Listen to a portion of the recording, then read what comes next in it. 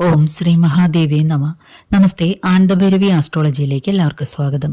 2025 July 1, അതായത് മിഥുനം 17 ചൊവ്വാഴ്ച മുതൽ ജൂലൈ 31 കർക്കിടകം 15 വെള്ളിയാഴ്ച വരെയുള്ള മീനക്കൂറുകാരുടെ ജൂലൈ മാസ ഫലത്തെക്കുറിച്ചാണ് നമ്മളിപ്പോൾ ചിന്തിക്കുവാൻ പോകുന്നത്.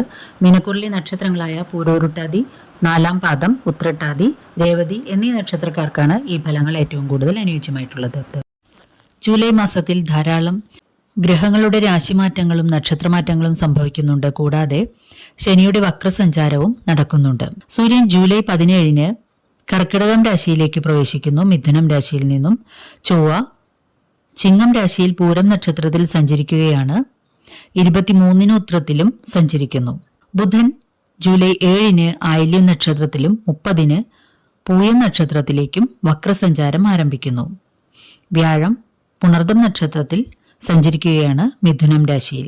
ശുക്രൻ ജൂലൈ 8 രോഹിണി നക്ഷത്രത്തിൽ സഞ്ചരിക്കുന്നു.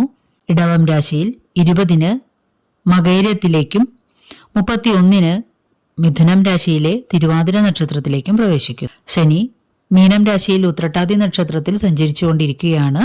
വക്രസഞ്ചാരം ആരംഭിക്കുന്നത് ജൂലൈ 13 രാഹു കുംഭം രാശിയിൽ പൂരോരുട്ടാതി നക്ഷത്രത്തിലും കേതു ചിങ്ങം രാശിയിൽ ഉത്ര നക്ഷത്രത്തിലും സഞ്ചരിക്കുന്നു. ഇനി ജൂലൈ മാസത്തിലെ പ്രധാനപ്പെട്ട ദിവസങ്ങൾ ഏതെല്ലാമാണെന്ന് നോക്കാം. ജൂലൈ 6 ഏകാദശിയും 10 പൗർണമിയും ഗുരുപൂർണിമ അഥവാ വ്യാസപൂർണിമയും ആചരിക്കുന്നു.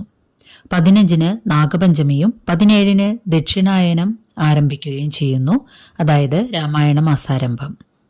21 ഏകാദശിയും 24 കർക്കിടകവാവിന്റെ ഒരിക്കൽ എടുക്കുകയും 25 കറുത്തവാവും ആകുന്നു.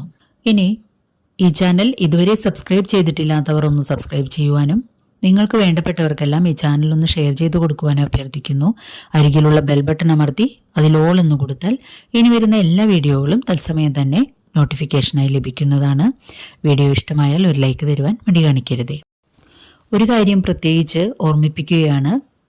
ഓരോ വ്യക്തിയുടെയും ജാതകത്തിലെ ലഗ്നാലുള്ള ഗ്രഹങ്ങളുടെ ഭാവാധിപത്യവും നിൽപ്പും ബലാബലത്തിനുമനുസരിച്ച് വ്യക്തികളുടെ സൂക്ഷ്മഫലങ്ങളിൽ വ്യത്യാസങ്ങൾ ഉണ്ടാകുന്നതാണ്. ഇവിടെ പറയുന്നത് കൂറിനെ അടിസ്ഥാനപ്പെടുത്തിയിട്ട് ഉള്ള പൊതുഫലങ്ങളാണ്.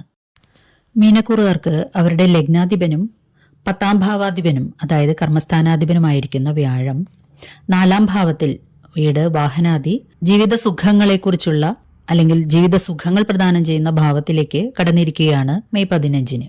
ലഗ്നത്തിലാകട്ടെ 12-ന്റെയും 11-ന്റെയും ആധിപത്യമുള്ള ശനി കടന്നു വന്നിരിക്കുന്നു. അതായത് മീനക്കൂറുകാർക്ക് ഇപ്പോൾ 7.5 ശനിക്കാലത്തിന്റെ നടുഭാഗമായ ജന്മശനിക്കാലമാണ്. എന്നിരുന്നാലും അതിൻ്റെ കൂടുതൽ ദോഷങ്ങൾ അവർക്ക് അനുഭവിക്കേണ്ടി വരികയില്ല എന്നുള്ളൊരു ഭാഗ്യമുണ്ട്. കാരണം 4-ാം ഭാവത്തിൽ വ്യാഴം നിൽക്കുന്നതുകൊണ്ട് തന്നെ, സുഖസ്ഥാനത്ത് വ്യാഴം നിൽക്കുന്നതുകൊണ്ട് അവർക്ക് കൂടുതൽ ബുദ്ധിമുട്ടുകളിൽ ഞെളിപിരി കൊള്ളേണ്ടി വരില്ല. അതുപോലെ 12-ാം ഭാവത്തിൽ ശനിയുടെ രാശിയിൽ രാഹുവും 6-ാം ഭാവത്തിൽ കേതുവും സഞ്ചരിച്ചുകൊണ്ടിരിക്കുകയാണ്. അതുകൊണ്ട് സാമ്പത്തിക സ്ഥിതി മെച്ചപ്പെട്ടേക്കാൻ സാധ്യതയുണ്ട്. എന്നിരുന്നാലും കാണാച്ചിലവുകൾ അല്ലെങ്കിൽ ഹോസ്പിറ്റൽ സംബന്ധമായിട്ടുള്ള കേസുകളിൽ തനിക്കോ അല്ലെങ്കിൽ വേണ്ടപ്പെട്ടവർക്കോ ബന്ധുക്കൾക്കും മറ്റും ഏതെങ്കിലും തരത്തിൽ ആശുപത്രിവാസം വേണ്ടി വന്നേക്കാം. അങ്ങനെ ധനച്ചിലവ് ധാരാളം സംഭവിച്ചേക്കാൻ ഇടയുണ്ട്. അതുപോലെ പഴയ വീടുകൾക്ക് നാശനഷ്ടങ്ങൾ വന്നേക്കാം. തറവാട് വീട്ടിലാണ് താമസിക്കുന്നതെങ്കിൽ അപ്പോൾ അത്തരം വീടുകളിൽ താമസിക്കുന്നത് ഒഴിവാക്കുക. അതുപോലെ അത്തരം വീടുകളുടെ നാശനഷ്ടങ്ങളിൽ മെയിൻ്റനൻസ് ചിലവുകൾ വരിക തുടങ്ങിയ അധിക ചിലവുകളും വന്നേക്കാനിടയുണ്ട്. അതുപോലെ ജലസ്ഥാനങ്ങളുടെ അടുത്ത് താമസിക്കുന്നവരും കുറച്ച് ജാഗ്രത പുലർത്തുക. ഏർപ്പെടുന്ന രംഗങ്ങളിലെല്ലാം വിജയം കൈവരിച്ചേക്കും. ഔദ്യോഗിക രംഗങ്ങളിൽ സ്ഥാനക്കയറ്റം കിട്ടുക, അതുപോലെ ചിലർക്ക് ട്രാൻസ്ഫർ ഈ സമയത്ത് ഉണ്ടാവുക എന്നീ ഫലങ്ങളും ഉണ്ടായേക്കാം. എന്നിരുന്നാലും മറ്റുള്ളവരെ അപേക്ഷിച്ച് സാമ്പത്തിക സ്ഥിതി മെച്ചപ്പെടും. എങ്കിലും കഷ്ടപ്പാടുകൾക്ക് കുറവൊന്നും ഉണ്ടാവുകയില്ല. 10 കിട്ടിയാൽ 100 ചിലവ് എന്ന രീതിയിൽ വന്നുകൊണ്ടേയിരിക്കും. ഏതെങ്കിലും രീതിയിൽ ശനി ബുദ്ധിമുട്ടിക്കാതെ ഇരിക്കില്ല. പക്ഷേ എല്ലാറ്റിനെയും തരണം ചെയ്തു പോകാനായിട്ട് നിങ്ങൾക്ക് സാധിക്കും എന്നതാണ് 4-ലെ വ്യാഴം നിങ്ങൾക്ക് നൽകുന്ന ഒരു ഭാഗ്യം. മാത്രമല്ല കർമ്മരംഗത്തേക്ക് അല്ലെങ്കിൽ കർമ്മസ്ഥാനമായ 10ലേക്കുള്ള വ്യാഴത്തിന്റെ ദൃഷ്ടി, അതാണ് നിങ്ങൾക്ക് സ്ഥാനക്കയറ്റവും ധനാഗമവും ഉണ്ടാക്കുന്നത്. പലതരത്തിലുള്ള പുതിയ പദ്ധതികൾ ആവിഷ്കരിക്കാൻ ശ്രമിക്കും നിങ്ങൾ, തൊഴിൽപരമായിട്ട് അല്ലെങ്കിൽ പുതിയ ധനസമ്പാദന മാർഗം ആയിട്ട്. തീർച്ചയായിട്ടും അത് തുടങ്ങുന്നതിന് കുഴപ്പമൊന്നുമില്ല. പക്ഷേ അമളികൾ പറ്റാതിരിക്കാൻ, അതുപോലെ ചതികൾ പറ്റാതിരിക്കുവാനായിട്ട് പ്രത്യേകം ശ്രദ്ധിച്ചുകൊണ്ട് മാത്രം മുന്നോട്ട് പോവുക. ഗവൺമെൻറ് ജോലിക്കും മറ്റും ശ്രമിക്കുന്നവർക്ക് അത് സാധിക്കുന്ന സമയമാണ്. ടെസ്റ്റുകളിലും ഇൻ്റർവ്യൂകളിലും വിജയിക്കുക, അതുപോലെ റാങ്ക് ലിസ്റ്റിലും മറ്റും ഉൾപ്പെട്ടിരിക്കുന്നവർക്ക് ജോലിയിൽ കയറാനായിട്ട് അവസരം ലഭിക്കുക തുടങ്ങിയ നല്ല കാര്യങ്ങൾ സംഭവിക്കുന്നതാണ്.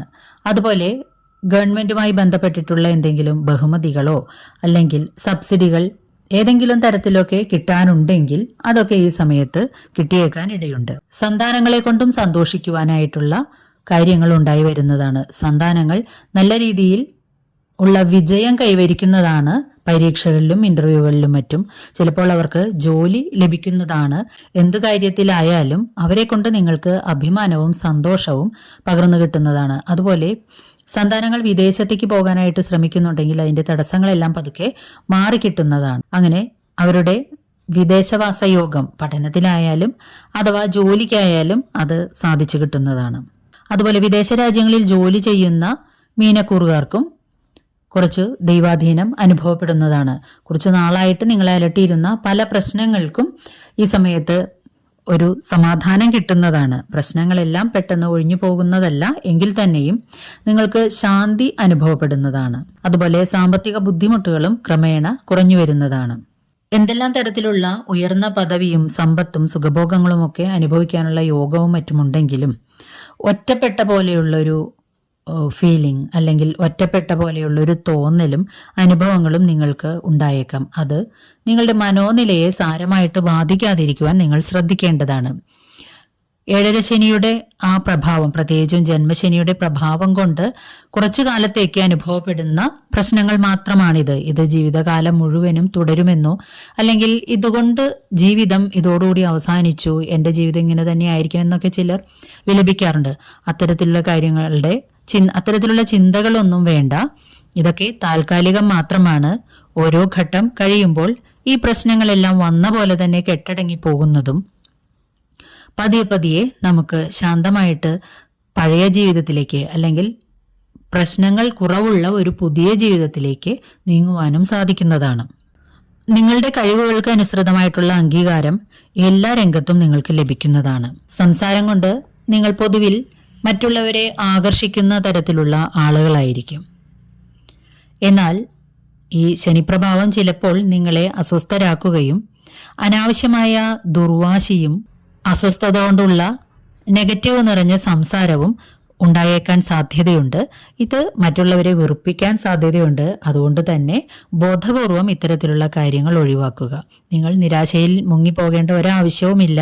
കുറച്ചു നാൾക്കകം തന്നെ നിങ്ങളുടെ പ്രശ്നങ്ങൾ കെട്ടടങ്ങി ശാന്തമായിട്ട് നിങ്ങൾ പുതിയ ജീവിതത്തിലേക്ക് അല്ലെങ്കിൽ പഴയ രീതിയിലുള്ള ജീവിതത്തിലേക്ക് മടങ്ങി വരുന്നതാണ് എന്നുള്ള കാര്യം ഓർമ്മിപ്പിക്കുന്നു. സാഹസിക യാത്രകൾ ചെയ്യുവാനിടയുണ്ട്. പക്ഷേ ഈ സമയത്തെ കാലാവസ്ഥ കൂടി കണക്കിലെടുത്ത് ഇത്തരത്തിലുള്ള പ്രവണതകളെ ഒഴിവാക്കുന്നത് ഉത്തമമായിരിക്കും.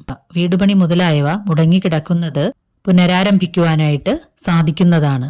അതുപോലെ വാഹനാദികളും മറ്റും വാങ്ങുവാൻ ആഗ്രഹിക്കുന്നവർക്ക് നടന്നു കിട്ടുക, അല്ലെങ്കിൽ മാറ്റി വാങ്ങുക, പുതിയത് വാങ്ങുക.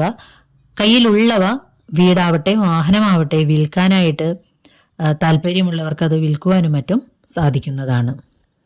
അതുപോലെ സ്ഥലസംബന്ധമായ പ്രശ്നങ്ങളിൽ കേസ് വഴക്കുകൾ മുതലായവയിൽ ഏർപ്പെട്ടിരുന്നവർക്ക് അതിന് വിജയം കൈവരുന്നതാണ്. അതുപോലെ സ്ഥലം വിൽക്കുവാനൊക്കെ നിങ്ങൾക്ക് കഴിയുന്നതുമാണ്. പക്ഷെ കുടുംബ സ്വത്തിനെ ചൊല്ലിയിട്ട് സഹോദരങ്ങളുമായിട്ട് തർക്കങ്ങളോ മുഷിച്ചിലുകളോ ഉണ്ടായേക്കാൻ ഇടയുണ്ട്.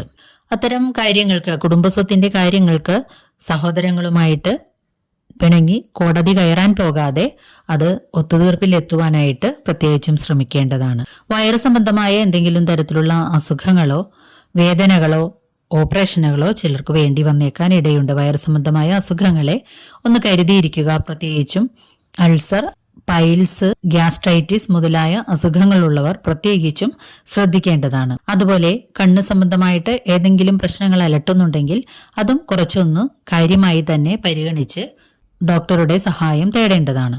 വിവാഹ കാര്യങ്ങളിൽ തീരുമാനമാകാതിരുന്നവർക്ക് വിവാഹം നടക്കുവാൻ അല്ലെങ്കിൽ വിവാഹ കാര്യങ്ങളിൽ തീരുമാനമാകുവാനായിട്ട് സാധ്യതയുള്ള ഒരു സമയം കൂടിയാണ്. ഇനി താൽക്കാലിക ഗുളികസ്ഥിതി ഫലം അനുസരിച്ചിട്ട് ഏതെല്ലാം ദിവസങ്ങൾ നല്ല കാര്യങ്ങളിൽ നിന്നും ഈ മാസം വിട്ടു നിൽക്കണമെന്നൊന്ന് പരിശോധിച്ച് നോക്കാം. ഒരു കാര്യം പ്രത്യേകം ശ്രദ്ധിക്കുക, ഈ പറയുന്ന ദിവസങ്ങൾ പറയുന്ന കാര്യങ്ങൾക്ക് മാത്രമേ ബുദ്ധിമുട്ടുകൾ ഉണ്ടാവുകയുള്ളൂ. മറ്റു കാര്യങ്ങൾക്ക് ആ ദിവസങ്ങളിൽ തടസ്സങ്ങളൊന്നുമില്ല.